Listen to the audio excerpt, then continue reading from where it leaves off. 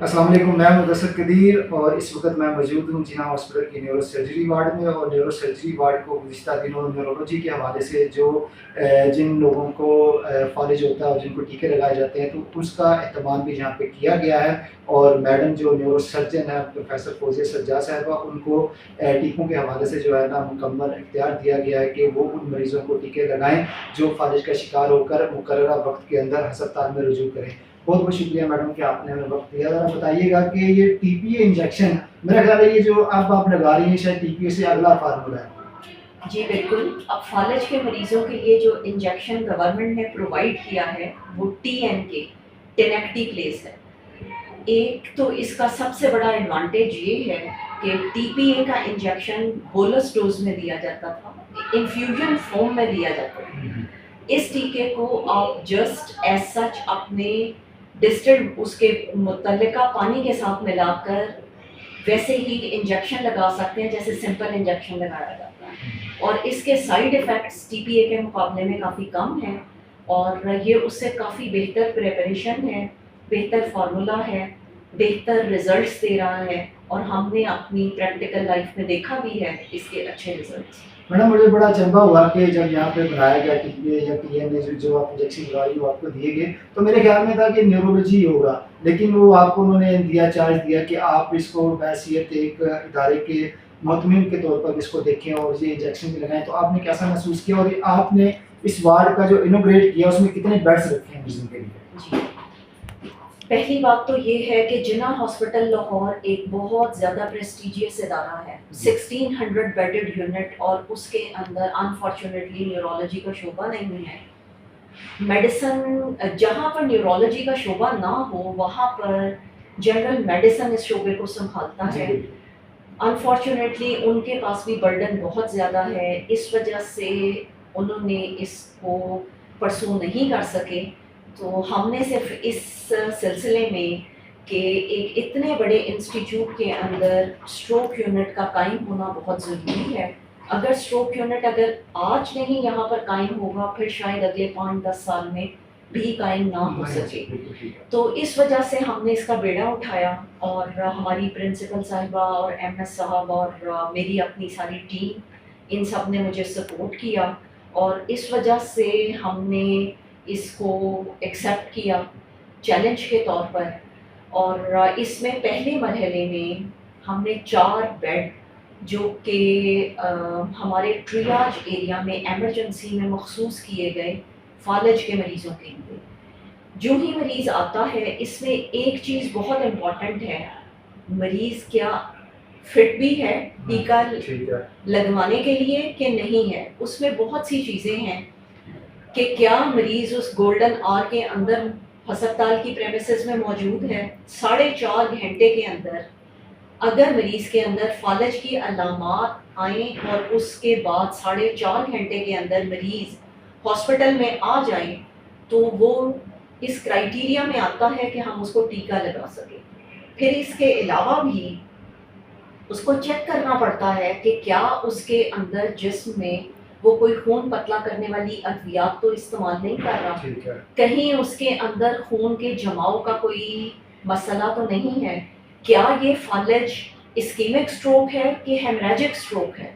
Ischaemic का मतलब है कि उस हिस्से की फालिज की मरीज़ में ब्लड सप्लाई रुक गई है और हेमरेजिक स्ट्रोक का मतलब है कि वहाँ पर ब्लड का क्लॉट बन गया है या खून का लोथड़ा बन गया है या इंट्रापेरेन्काइमल जिसको हम न्यूरोसर्जिकल लैंग्वेज में आईसीएच कहते हैं, इंट्रासेरिब्रल हीमाटोमा।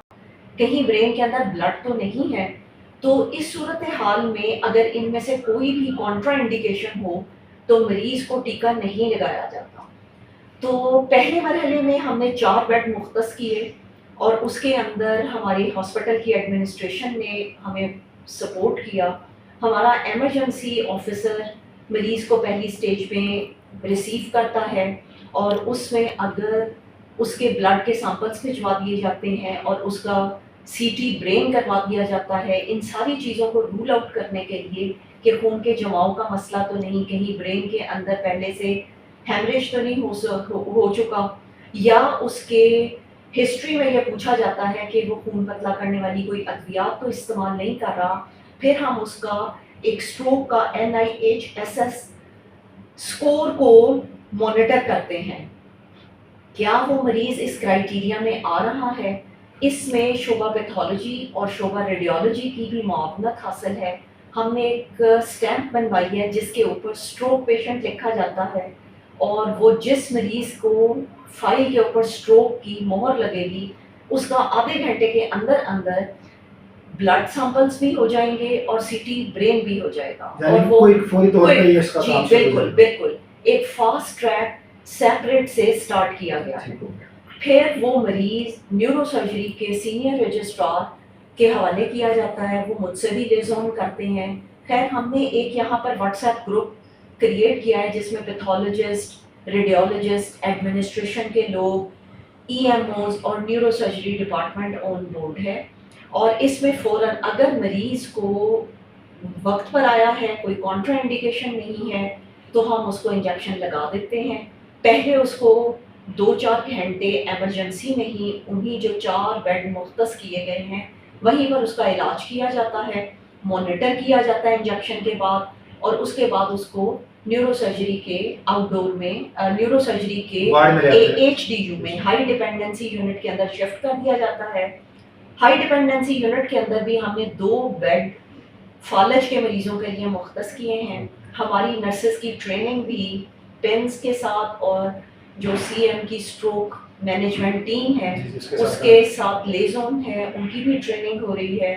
ڈاکٹرز کی بھی ٹریننگ کے ساتھ ساتھ ہم اس میں مریض کو اس طرح سے علاج کرتے ہیں، اور 48 گھنٹے میں اگر مریض ٹھیک رہتا ہے تو اس کی MRI اسٹروک پروٹوکول کے ساتھ کر کے اس کو پھر ڈسچارج کر دیا جاتا ہے۔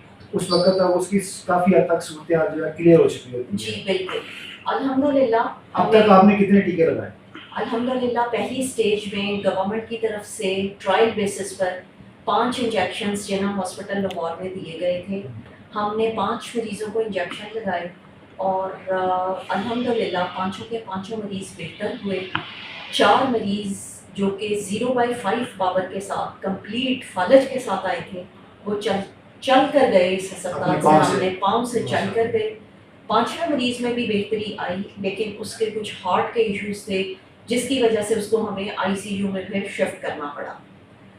اسی کارکردگی کی بنیاد پر پھر فردر CM کے پروٹوکول کے اندر اس اسٹروک پروگرام کے تحت ہمیں 20 انجیکشن پرووائڈ کیے گئے، جس میں سے ہم 4 انجیکشن اور لگا چکے ہیں۔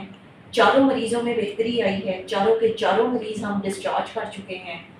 2 مریض اس قابل ہو گئے تھے کہ وہ چل پھر سکے۔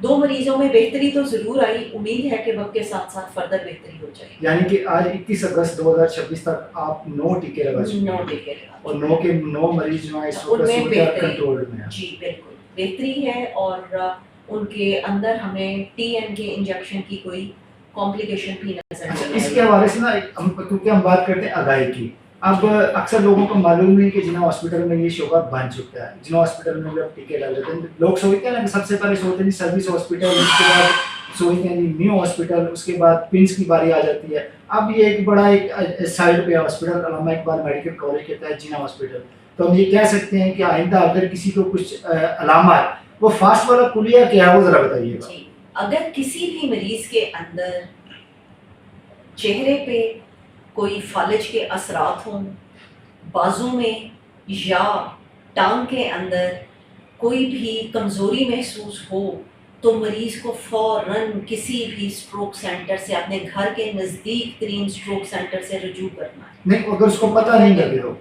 پتہ نہ لگے تو مینس پتہ نہ لگے کہ فالج ہو چکا جی ہے، جی جی جی مینس چہرے میں تبدیلی آ جائے، یا بازو یا ٹانگ کے اندر تبدیلی آ جائے، یا بولنے میں مشکلات کا سامنا ہو، تو یہ اسٹروک کی علامات ہیں، یہ فالج کی انیشیل علامات ہیں۔ اس میں فوراً اپنے گھر کے پاس کلینک یا ڈاکٹر سے رجوع کیا جا سکتا ہے، اور بہتر تو یہ ہے کہ اب گورنمنٹ نے 60 ٹرشری کیئر ہاسپٹلس میں اسٹروک سینٹرز کا قیام ممکن بنایا ہے، جن میں سے ایک جناح ہاسپٹل لاہور بھی ہے۔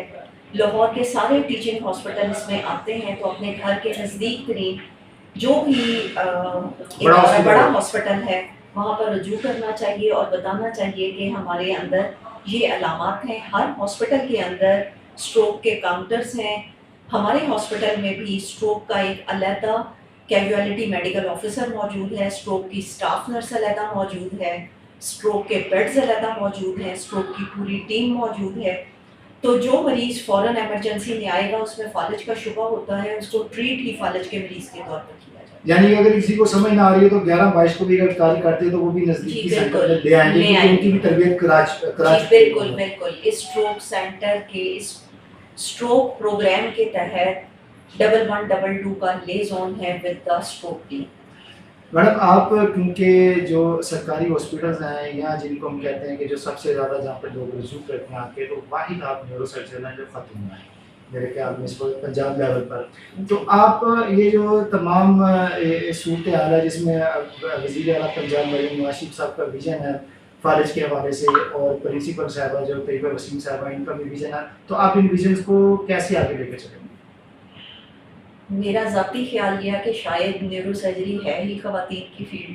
सही बात। तो नहीं प्रोफेसर के हद तक तो एक ही आप नज़र आ रही हैं। जी अल्हम्दुलिल्लाह टिल नाउ मैं पंजाब की भी पहली ट्रेन न्यूरो सर्जन जी, हूँ जी। और पाकिस्तान की पहली खातून प्रोफेसर ऑफ न्यूरो सर्जरी हूँ। और मैंने हमेशा क्योंकि अपनी मर्ज़ी से इसको ऑप्ट किया था न्यूरो सर्जरी को, तो मैंने हमेशा से इस शोबे को अच्छा पाया। तो जैसा कि आपने कहा कि सीएम का विजन है और प्रिंसिपल साहिबा का विजन है, ओवरऑल तो इसमें मरीज़ को, गरीब आदमी को फ़ायदा पहुँच रहा है। बिल्कुल ठीक है। और 3 लाख का ये इंजेक्शन है, अगर कोई मरीज़ टाइमली पहुँच जाएगा तो शायद उसकी क़ुव्वत ख़रीद इतनी ना हो कि वो ये इंजेक्शन लगवा सके, तो उसमें बेहतरी का बहुत चांस है। मेरा भी 25-26 साल का न्यूरो सर्जरी का एक्सपीरियंस है। मैं even being a neuro surgeon और प्रोफेसर ऑफ न्यूरो सर्जरी, मुझे आइडिया नहीं था कि इस इंजेक्शन के इतने मौज़ाती नताइज हैं। तो अब जब इन 9 मरीज़ों के अंदर देखा गया तो हमें काफ़ी बेहतरी नज़र आई है। तो मैं तो इसको ज़रूर एक बहुत अच्छा प्रोग्राम कंसिडर करूँगी और मरीज़ों को आगाही होनी चाहिए। गवर्नमेंट भी इस लेवल पर काफ़ी काम कर रही है, तो उम्मीद है कि वक्त के साथ साथ लोगों में मज़ीद आगाही के साथ मरीज़ों को बहुत ज़्यादा फ़ायदा हो। प्रोफेसर फौजिया सज्जाद आपका बहुत बहुत शुक्रिया कि आपने हमारे साथ बड़ी मुफस्सल आगाही गुफ्तगू की। इसी के साथ मुझे मुदस्सिर कदीर को हेल्प करने से मुदस्सिर कदीर से दीजिए इजाज़त। फ़ी अमान अल्लाह।